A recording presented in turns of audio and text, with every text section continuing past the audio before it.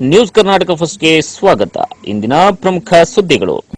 ನಮಸ್ತೆ, ನ್ಯೂಸ್ ಕರ್ನಾಟಕ ಒಂದು ಚಾನೆಲ್ಗೆ ಸ್ವಾಗತ. ನಾನು ಅಪೂರ್ವ ರಾಘವೇಂದ್ರ. ಈ ದಿನದ ಬೆಂಗಳೂರು ನಗರ ಬಿಗ್ ಬ್ರೇಕಿಂಗ್ ನ್ಯೂಸ್.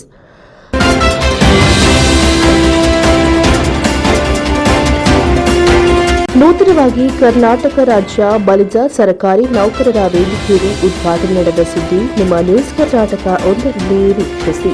ಬೆಂಗಳೂರು ನಗರದ Anandrao circle KEB engineers association auditorium ಸಭಾಂಗಣದಲ್ಲಿ ಕರ್ನಾಟಕ ರಾಜ್ಯ ಬಲಿಜ ಸರ್ಕಾರಿ ನೌಕರರ ವೇದಿಕೆಯಲ್ಲಿ ಬಲಿಜ ಸಮುದಾಯದ ಬಹುದಿನಗಳ ಕನಸು ಇಂದು ನನಸಾಗಲು ಕಾರಣಭೂತರಾದ ಕರ್ನಾಟಕ ರಾಜ್ಯ ಸಮಗ್ರ ಬಲಿಜ ವೇದಿಕೆ ರಾಜ್ಯಾಧ್ಯಕ್ಷರು, ಬಲಿಜ ಸಮಾಜದ ಚಿಂತಕರು, ಬಲಿಜ ಸಮುದಾಯದ ಏಳಿಗೆಗಾಗಿ ಶ್ರಮಿಸುತ್ತಿರುವ ಡಾ ಮುನಿಕೃಷ್ಣಪ್ಪ ಎಸ್ಪಿ ಅವರು ಶತಪ್ರಯತ್ನದಿಂದ ದಿನಾಂಕ 19/1/2025 ಭಾನುವಾರದಂದು ಕರ್ನಾಟಕ ರಾಜ್ಯ ಬಲಿಜ ಸರ್ಕಾರಿ ನೌಕರರ ವೇದಿಕೆಯಲ್ಲಿ ಆಗಮಿಸಿದ್ದ ಬಲಿಜ ಸಮುದಾಯದ ಗಣ್ಯರಿಂದ ಜ್ಯೋತಿ ಬೆಳಗಿಸುವ ಮೂಲಕ ಉದ್ಘಾಟನೆ ನೆರವೇರಿತು.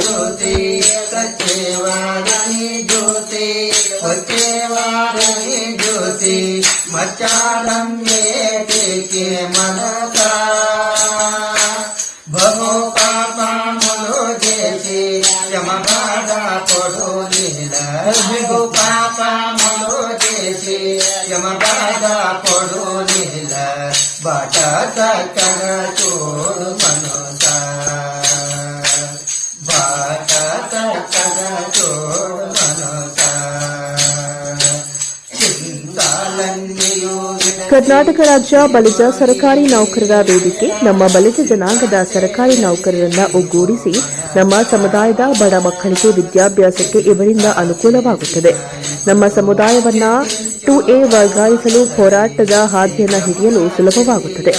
ನಮ್ಮ ಸಮುದಾಯದ ಒಗ್ಗಟ್ಟಿನ ಬಲ ಇದ್ದರೆ ನಾವು ನಮ್ಮ ಸಮುದಾಯದ ಬೇಡಿಕೆಗಳನ್ನು ಪಡೆಯಬಹುದು. ಕರ್ನಾಟಕ ರಾಜ್ಯ ಸಮಗ್ರ ಬಲಿಜ ವೇದಿಕೆ ರಾಜ್ಯಾಧ್ಯಕ್ಷರು, ಸಮಾಜ ಸೇವಕರು ಬಲಿಜ ಜನಾಂಗಕ್ಕೆ 2A ಮೀಸಲಾತಿ ಹಿಂಪಡೆಯಲು ಸತತವಾಗಿ ಹೋರಾಟವನ್ನು ನಡೆಸುತ್ತಿರುವ ಬಲಿಜ ಸಮುದಾಯವನ್ನು ಒಗ್ಗೂಡಿಸುವುದು, ಬಡವರು ನಮ್ಮ ಬಲಿಜ ಮಕ್ಕಳಿಗೆ ವಿದ್ಯಾಭ್ಯಾಸಕ್ಕೆ ಸಹಾಯ ಮಾಡುವುದು, ಪ್ರತಿ ಮನೆಗೂ ಶ್ರೀ ಕೈವಾರ ತಾತಯ್ಯರವರ ಭಾವಚಿತ್ರವನ್ನು ರಾಜ್ಯಾದ್ಯಂತ ನಮ್ಮ ಸಮುದಾಯದವರಿಗೆ ನೀಡಿದ್ದಾರೆ. ಇಂದು ನೂತನವಾಗಿ ಕರ್ನಾಟಕ ರಾಜ್ಯ ಬಲಿಜ ಸರ್ಕಾರಿ ನೌಕರರ ವೇದಿಕೆ ಹುಟ್ಟುಹಾಕಿದ್ದಾರೆ. ಇನ್ನು ಹಲವಾರು ನಮ್ಮ ಬಲಿಜ ಜನಾಂಗದ ಸಮಾಜಮುಖಿಯಾಗಿ ಸಮುದಾಯದ ಏಳಿಗೆಗಾಗಿ ಸದಾ ಸಿದ್ಧರಿರುವ ಕರ್ನಾಟಕ ರಾಜ್ಯ ಸಮಗ್ರ ಬಲಿಜ ವೇದಿಕೆ ರಾಜ್ಯಾಧ್ಯಕ್ಷರಾದ ಡಾ ಮುನಿಕೃಷ್ಣಪ್ಪ ಎಂಪಿ ಅವರಿಗೆ ಶ್ರೀ ಕೈವಾರ ತಾತಯ್ಯನವರು ಇನ್ನೂ ಹೆಚ್ಚಿನ ಶಕ್ತಿಯನ್ನು ನೀಡಿ ನಮ್ಮ ಜನಾಂಗಕ್ಕೆ ಆಗಬೇಕಾಗಿರುವ ಸವಲತ್ತುಗಳನ್ನು ಸಿಗುವಂತೆ ಮಾಡಲಿ. ಇವರ ಸೇವೆ ಅಪಾರವಾಗಿದೆ. ಇವರ ಸೇವೆಗೆ ನ್ಯೂಸ್ ಕರ್ನಾಟಕ ಒಂದು ತಂಡ ಧನ್ಯವಾದಗಳನ್ನು ಅರ್ಪಿಸುತ್ತಿದೆ.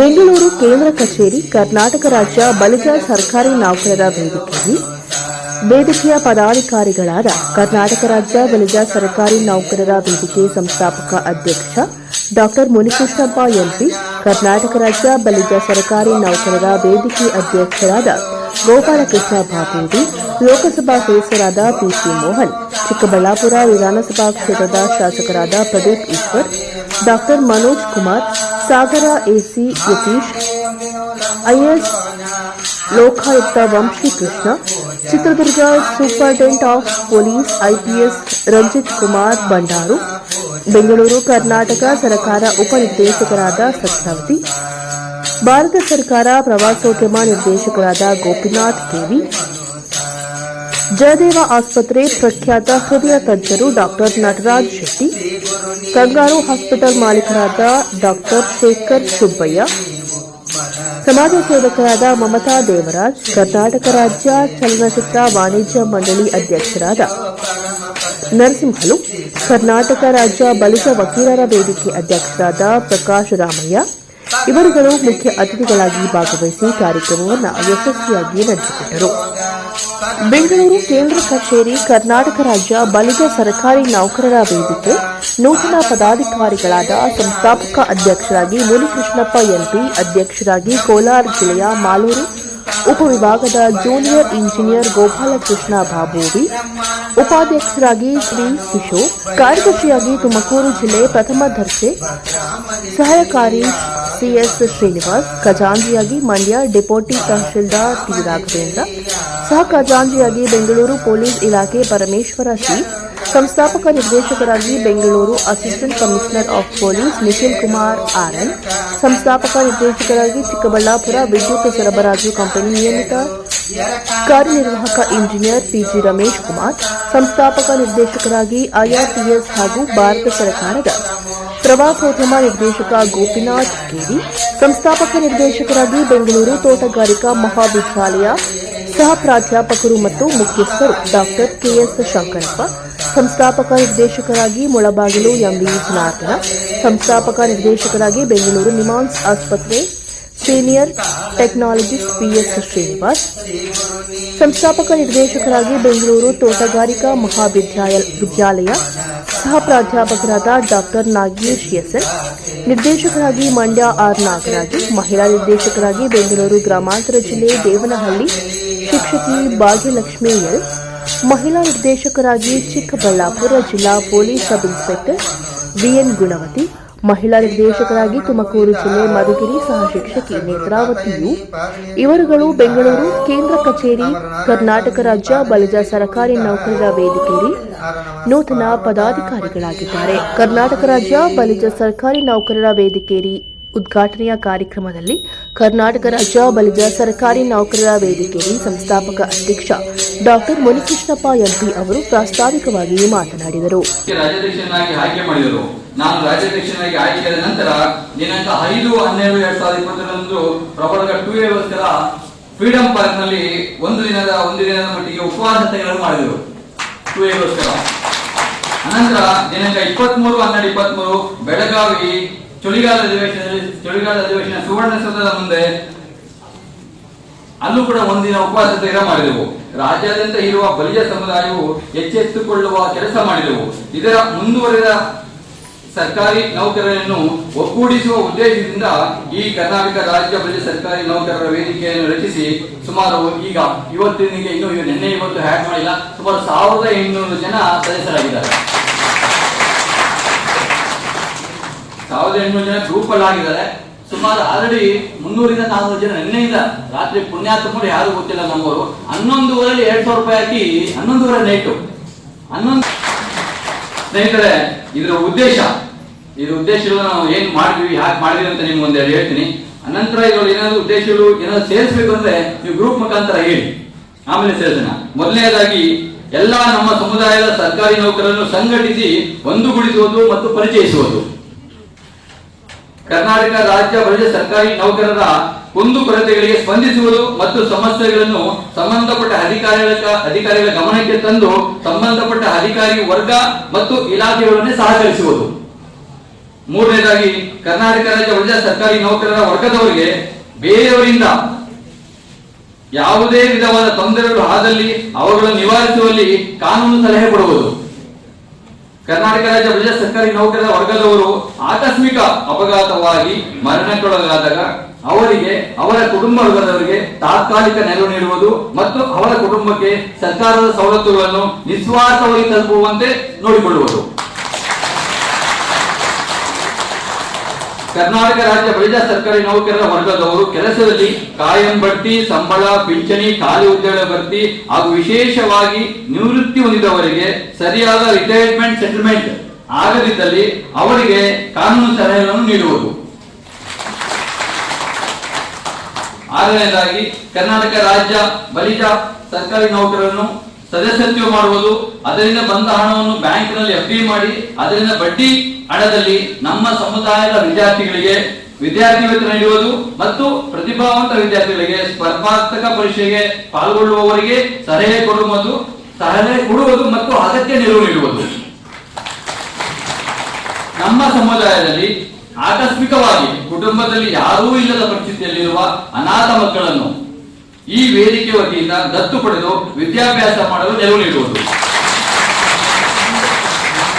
ಬಲಿಜ ಸಮುದಾಯದ ಪ್ರತಿ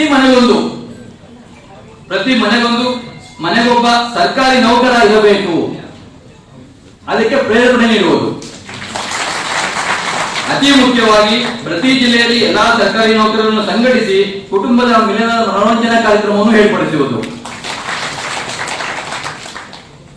ಕರ್ನಾಟಕ ರಾಜ್ಯ ಬಲಿಜ ಸರ್ಕಾರಿ ನೌಕರರ ಗೃಹ ನಿರ್ಮಾಣ ಸಹಕಾರ ಸಂಘ ಸ್ಥಾಪಿಸುವುದು. ಆ ವಸತಿ ಬಡಾವಣೆಯಲ್ಲಿ ನಮ್ಮ ಬಲಿಜ ಸಮುದಾಯವರಿಗೆ ಮಾತ್ರ ನಿವೇಶನವನ್ನು ಮೀಸಲಿಡುವುದು. ರಾಜ್ಯ, ರಾಷ್ಟ್ರ ಮತ್ತು ಅಂತಾರಾಷ್ಟ್ರೀಯ ಕ್ರೀಡಾ, ಸಾಂಸ್ಕೃತಿಕ, ಶೈಕ್ಷಣಿಕ ಹಾಗೂ ಇತರ ಸಾಧನೆ ಮಾಡಿರುವಂತಹವರನ್ನು ಗುರುತಿಸುವುದು ಮತ್ತು ಪ್ರೋತ್ಸಾಹಿಸುವುದು. ಈಗ ಇದು ಸದ್ಯಕ್ಕೆ ನಾವು ಮಾಡಿರುವಂತಹ ಉದ್ದೇಶಗಳು. ಇನ್ನೂ ಏನಾದರೂ ಸೇರಿಸಬೇಕಂದ್ರೆ ನೀವು ಗ್ರೂಪ್ ನಲ್ಲಿ ಆಡ್ ಮಾಡಿ ಮುಂದಕ್ಕೆ ಫಾಲೋ ಮಾಡೋಣ. ಕರ್ನಾಟಕ ರಾಜ್ಯ ಬಲಿಜ ಸರ್ಕಾರಿ ನೌಕರರ ವೇದಿಕೆಯ ಉದ್ಘಾಟನೆ ಕಾರ್ಯಕ್ರಮದಲ್ಲಿ ಚಿಕ್ಕಬಳ್ಳಾಪುರ ವಿಧಾನಸಭಾ ಕ್ಷೇತ್ರದ ಶಾಸಕರಾದ ಪ್ರದೀಪ್ ಈಶ್ವರ್ ಅವರು ಮಾತನಾಡಿದರು. ಆಶೀರ್ವಾದ ಮಾಡ್ತಾರೆ. ಈ ಕುಲದಲ್ಲಿ ಹುಟ್ಟಿರೋನೊಬ್ಬ ಈ ರಾಜ್ಯದ ಮುನ್ನಡೆಸೋ ದಿನ ಈ ಕುಲದ ವ್ಯಕ್ತಿಗಳಿಗೆ ಬರುತ್ತೆ ಅಂತ ನನಗೆ ಬಹಳ ದೊಡ್ಡ ನಂಬಿಕೆ ಇದೆ. ಎಂತೈನ ಕೂಟಿಕೆ ನಾಳು ಬದುಕಿನ ಕಾಟಿಕೆ ಅಂತ ಹೇಳ್ತಾರೆ. ಈ ಸಮುದಾಯದ ಶಕ್ತಿ ತಾಕತ್ತೇನು ಅಂದ್ರೆ ನಮ್ಮ ಸಮುದಾಯದ ಮಕ್ಕಳಿಗೆ ಅಪಾರವಾದ ಜ್ಞಾನ, ಟ್ಯಾಲೆಂಟ್ ತುಂಬಾ ಇದೆ. ಆ ಪ್ರತಿಭಾದ ಜನತೆಗೆ ನಾನು ಸಮುದಾಯದಲ್ಲಿ ಗೆದ್ದಿರೋ ಏಕೈಕ MLA. ಆಗ ನನಗೆ ಧೈರ್ಯ ಇದೆ, ತಾಕತ್ತಿದೆ. 2 ಇಯರ್ ತಂದು ತೀರ್ತೀನಿ. ಸಮುದಾಯದ ವಿಚಾರ ಬಂದಾಗ ಯಾವುದೇ ಮುಲಾಜ್ ನಾನು ನೋಡಲ್ಲ. ಯಾಕೆ ಅಂದ್ರೆ 2A ಡಿಮ್ಯಾಂಡ್ ತುಂಬಾ ದಿನಗಳಿಂದ ನನಗೆ ಈಗಲೂ ನೆನಪಿದೆ. ಚಿಕ್ಕಬಳ್ಳಾಪುರದಲ್ಲಿ ಒಂದು ದೊಡ್ಡ ಸಮಾವೇಶ ಆಯ್ತು. ನನ್ನ ತಾತನವ್ರು ತರಕಾರಿ ವೆಂಕಟಪ್ಪನವರು ಒಂದು ಟೆಂಪೋ ತುಂಬಾ ಜನಗಳನ್ನ ವರ್ತಿಸ್ಕೊಂಡು TVS ಅಲ್ಲಿ ಬಂದು ಜೂನಿಯರ್ ಕಾಲೇಜ್ ಗ್ರೌಂಡ್ ಅಲ್ಲಿ ದೊಡ್ಡ ಕಾರ್ಯಕ್ರಮ ಮಾಡಿದ್ವಿ. ಆವತ್ತಿಂದ ನಾನು ಇದನ್ನು ಕೇಳ್ತಾ ಬರ್ತಾ ಇದ್ದೀನಿ. ಆದ್ರೆ ಇವತ್ತು ನಮಗೆ 2A ಬರಬೇಕು. ನಮ್ಮ ಸಮುದಾಯದ ಬಹಳಷ್ಟು ಜನ ಹಿರಿಯರಿದ್ದೀರಾ. ಅಂಡ್ ನನ್ನ ಹೆಸರು ಪ್ರದೀಪ್ ಈಶ್ವರ್. ನಾನು ಕಳೆದ ಚುನಾವಣೆಯಲ್ಲಿ ಚಿಕ್ಕಬಳ್ಳಾಪುರದಿಂದ ಗೆದ್ದೆ. ಸಮುದಾಯದಿಂದ ಒಬ್ಬ MLA. ಚಿಕ್ಕ ವಯಸ್ಸಲ್ಲಿ ನಾನು 15-16 ವರ್ಷ ಇದ್ದಾಗ ನನ್ನ ತಂದೆ ತಾಯಿ ಇದ್ರು ಆತ್ಮಹತ್ಯೆ ಮಾಡಿಕೊಂಡು ಹಿಂದೂಪುರನ ಸರ್ಕಾರಿ ಆಸ್ಪತ್ರೆಯಲ್ಲಿ ತೀರೋಗ್ಬಿಟ್ರು. ಆವತ್ತು ನನಗೆ ಬಹಳ ನೋವಾಯಿತು. ತಂದೆ ತಾಯಿ ಇಬ್ಬರನ್ನು ಕರ್ಕೊಂಡು ನಾನು ಅವ್ರ ಆತ್ಮಹತ್ಯೆ ಮಾಡಿಕೊಂಡು ಅವರ ದೇಹವನ್ನು ತೆಗೆದುಕೊಂಡು ಊರಿಗೆ ಬಂದಾಗ ನನಗೆ ಅನ್ಕೊಂಡೆ ಇನ್ ಟೈಮ್ಗೆ ಡಾಕ್ಟರ್ ಬಂದಿದ್ರೆ ನನ್ನ ತಂದೆ ತಾಯಿ ಬದುಕ್ತಿದ್ರು ಅಂತ. ಅದಾದ 15 ವರ್ಷಕ್ಕೆ ಕರ್ನಾಟಕದಲ್ಲಿ ವರ್ಷಕ್ಕೆ 1000 ಡಾಕ್ಟರ್ಸ್ನ ಸೃಷ್ಟಿ ಮಾಡಿ ಸಮಾಜಕ್ಕೆ ಕೊಡ್ತಾ ಇದ್ದೀನಿ. ಲಾಸ್ಟ್ ಇಯರ್ 932 ವಿದ್ಯಾರ್ಥಿಗಳು ನನ್ನ ಅಕಾಡೆಮಿಯಿಂದ MBBS ಸೀಟ್ ತಗೊಂಡಿದ್ದಾರೆ. ಕರ್ನಾಟಕದಿಂದ ಏಮ್ಸ್ ಜಿಪ್ಮರ್ಗೆ ಹೋಗ್ತಿರೋ ಅತಿ ಹೆಚ್ಚು ವಿದ್ಯಾರ್ಥಿಗಳು ನನ್ನ ಸಂಸ್ಥೆಯವರು. ಅದು ನಾನು ಕಟ್ಟಿ ಬೆಳೆಸಿರೋ ವಿದ್ಯಾಸಂಸ್ಥೆ. ಇವತ್ತು ಕರ್ನಾಟಕದಲ್ಲಿ ಮೆಡಿಕಲ್ ಎಂಟ್ರೆನ್ಸ್ಗೆ ಪರಿಶ್ರಮ ನೀಟ್ ಅಕಾಡೆಮಿ ತುಂಬಾ ಫೇಮಸ್ ಆಗಿದೆ. 5 ವರ್ಷದಿಂದ ಅಕಾಡೆಮಿ ಸ್ಟಾರ್ಟ್ ಮಾಡಿದೆ. ಜೋಬ್ ಖಾಲಿ ಇತ್ತು, ಹೃದಯ ಹೊಡೆದಿತ್ತು, ಹೊಟ್ಟೆ ಖಾಲಿ ಇತ್ತು. ಬೆಂಗಳೂರಿಗೆ MT ಆನ್ಸಲ್ ಬಂದೆ. ಅದೆಲ್ಲ ಆಯ್ತು. ನನ್ನ ಪಾಡು ನನ್ನ ಜೀವನ ನಡೆಸಿದ್ದೆ. ರಿಸ್ಕ್ ಜೀವನದಲ್ಲಿ ಕಾಸು ಇವೆಲ್ಲ ಅಷ್ಟು ಸುಲಭವಾಗಿ ಬರಲ್ಲ, ಧೈರ್ಯ ಇದ್ರೆ ಬರುತ್ತೆ. ಅಕಾಡೆಮಿ ಸ್ಟಾರ್ಟ್ ಮಾಡಿದೆ. ಜನ ನನ್ನನ್ನು ನಂಬಿದ್ರು. ಒಂದು ಕಾಲದಲ್ಲಿ ನನ್ನ ಹತ್ರ 2 ವೀಲರ್ ತಗೊಳಕ್ಕೆ ಡೌನ್ ಪೇಮೆಂಟ್ಗೆ 20,000 ರೂಪಾಯಿನಲ್ಲೇ ಇವತ್ತು ಆಚೆ 2 ಕೋಟಿ ರೂಪಾಯಿ BMW ನಿಲ್ಸಿದ್ದೀನಿ. ಅಷ್ಟೇ ಲೈಫ್ ಅಂತ. ಯಾಕೆ ಹೇಳ್ತಾ ಇದ್ದೀನಿ ಅಂದ್ರೆ ಪುಕ್ಸಟ್ಟೆ ಸಿಗೋ ಕನಸುಗಳನ್ನ ನೆಟ್ಟಕ್ಕೆ ಕಾಣಕ್ಕಾಗಲಿಲ್ಲ ಅಂದ್ರೆ ಕಷ್ಟಪಟ್ಟು ಪಡೆಯೋ ಸಕ್ಸಸ್ ಅದ್ ಹೆಂಗ್ ಸೆಲೆಬ್ರೇಟ್ ಮಾಡಕ್ಕಾಗುತ್ತೆ ಅಂತ ನಾನ್ ನಂಬಿರೋ. ಕನಸುಗಳು ಪುಕ್ಸಟ್ಟೆ ಇದಾವೆ. ದೊಡ್ಡದಾಗಿ ಕಾಣಬೇಕು, ದೊಡ್ಡದಾಗಿ ಕಾಣಬೇಕು. ಅಷ್ಟೆಲ್ಲ ಆಯ್ತು. ನನ್ನ ಅಕಾಡೆಮಿ ತುಂಬಾ ದೊಡ್ಡ ಮಟ್ಟಕ್ಕೆ ಪ್ರೈವೇಟ್ ಲಿಮಿಟೆಡ್ ಕಂಪನಿ ನಂದು.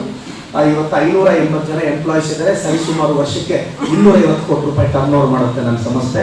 ನಾನು one of the highest GST and income tax pair. ಎಲ್ಲ ಆಯ್ತು.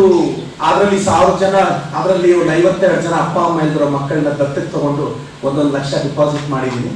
ಚಿಕ್ಕಬಳ್ಳಾಪುರ ಕಾನ್ಸ್ಟಿಟ್ಯೂನ್ಸಿ ಅವ್ರಿಗೆ ಮಾತ್ರ. ಮತ್ತೆ ನನಗೊಂದು ನೋವಿತ್ತು. ಏನಾದರೂ ನಮ್ಮಂತ ಹುಡುಗರಿಗೆ ಒಂದು ಅವಕಾಶ ಸಿಕ್ಕಿದ್ರೆ, ಸರ್ ತಂದೆ ತಾಯಿ ಇದ್ದರೆ ಹುಡುಗರನ್ನ ಸಮಾಜ ಕೇರ್ಫುಲ್ ಆಗಿ ಹ್ಯಾಂಡಲ್ ಮಾಡಬೇಕು. ನನ್ನನ್ನು ಸಮಾಜ ಕೇರ್ಫುಲ್ ಆಗಿ ಹ್ಯಾಂಡಲ್ ಮಾಡ್ತು. ಅದಕ್ಕೆ 28 ದಿನದಲ್ಲಿ MLA ಆದೆ. ನ್ಯಾಷನಲ್ ಪಾರ್ಟಿಯಲ್ಲಿ ಟಿಕೆಟ್ ತಗೊಂಡು. ಇದನ್ನೆಲ್ಲ ಸಿಂಪಲ್ ಆಗಿ ಬಹಳಷ್ಟು ಜನ ಹಣೆ ಬರಹ ಲಕ್ ಅಂತಾರೆ. ನನಗೆ ಗೊತ್ತಿಲ್ಲ, ಇರ್ಬೋದೇನೋ. ಬಟ್ ನನಗನ್ಸಿದ್ದು ನಮ್ಮ ಅಮ್ಮ ಮಾಡಿದ ಪೂಜೆ, ನಮ್ಮ ಅಪ್ಪ ಮಾಡಿದ ದಾನನೇ ನನ್ನ MLA ಮಾಡಿರೋದು. ಮಕ್ಕಳನ್ನ ಕಾಪಾಡೋದೇ ಅಪ್ಪ ಅಮ್ಮ ಒಳ್ಳೆತನ. ನನ್ನನ್ನು ಕಾಪಾಡ್ತು. ಗೆದ್ದೆ. ಗೆದ್ದ ಮೇಲೆ ಯೋಚನೆ ಮಾಡಿದೆ. ಜನರಲ್ ಆಗಿ ನಾನು ಥಿಂಕ್ ಮಾಡಿದೆ. ನಾನು ತುಂಬಾ ಲೈಫಲ್ಲಿ ನೋಡಿ ಸಕ್ಸಸ್ ಆಗ್ಬೇಕು ಅಂದ್ರೆ ಡಿಟ್ಯಾಚ್ಡ್ ಆಗಿರ್ಬೇಕು.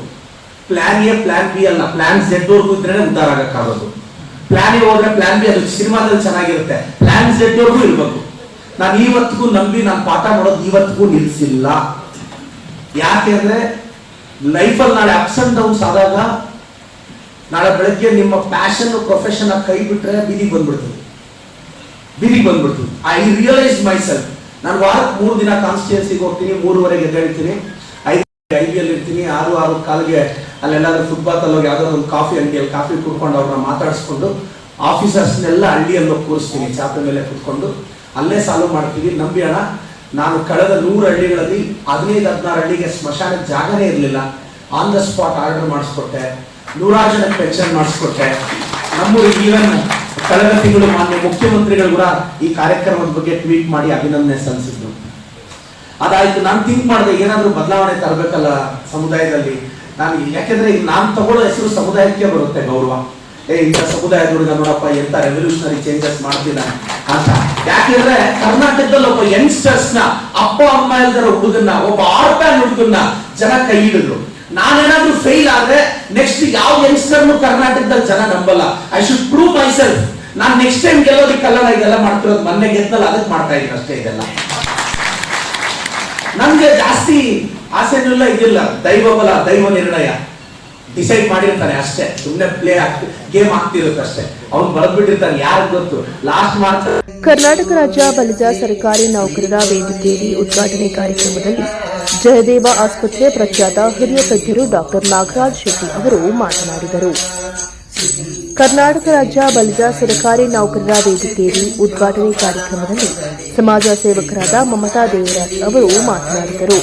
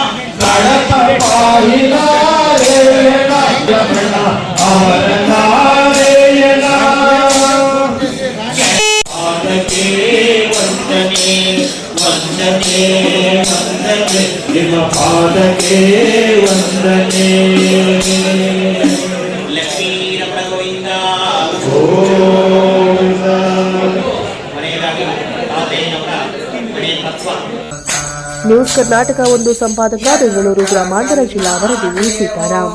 ఎందో వెదకిన లేడు